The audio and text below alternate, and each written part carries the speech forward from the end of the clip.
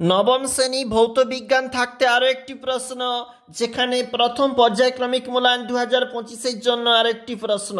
পূর্ণমান 40, সময় 1 ঘন্টা 30 minute. Group এ তে কি বলেছে দেখো, 1 অ্যামস্ট্রং সমান কত মিটার? দেখো অপশন নম্বর সি কিন্তু রাইট অ্যান্সার। একটি এককবিহীন রাশি, উত্তরটা হচ্ছে আপেক্ষিক গুরুত্ব। অবাধে পতনশীল বস্তু অভিকর্ষের অধীন প্রথম 1 সেকেন্ডে যে দূরত্ব অতিক্রম করে 4.9 মিটার। বেগ সময় লেখচিত্রে নতি কোন ভৌত রাশিকে নির্দেশ করে? উত্তরটা হচ্ছে ত্বরণ। 5 দাগের যে প্রশ্ন বলেছে একবার দেখে নাও। একটু চলে যাচ্ছি নেক্সট পেজ। আমাদের সঠিক উত্তরটা হচ্ছে কিন্তু অপশন নম্বর সি। প্রদত্ত কোন চিহ্নটি সঠিক যাতে 10টি প্রোটন 12টি ইলেকট্রন 10টি ইলেকট্রন আছে?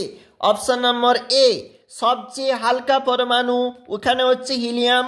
পরেরটা দেখো অপশন নম্বর বি রাইট অ্যান্সার। নিউটনের কোন গতিসূত্র থেকে বলের পরিমাপ পাই? দ্বিতীয়।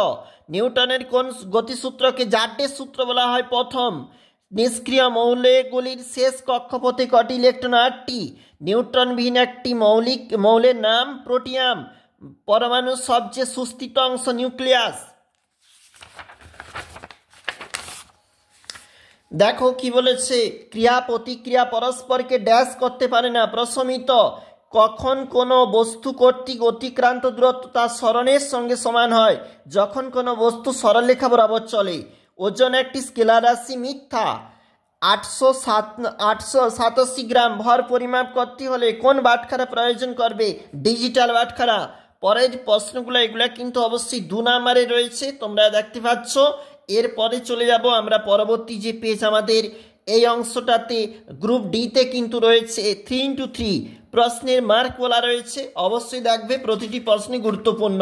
আমরা দেখছিলাম নবম শ্রেণীর ভৌত বিজ্ঞান।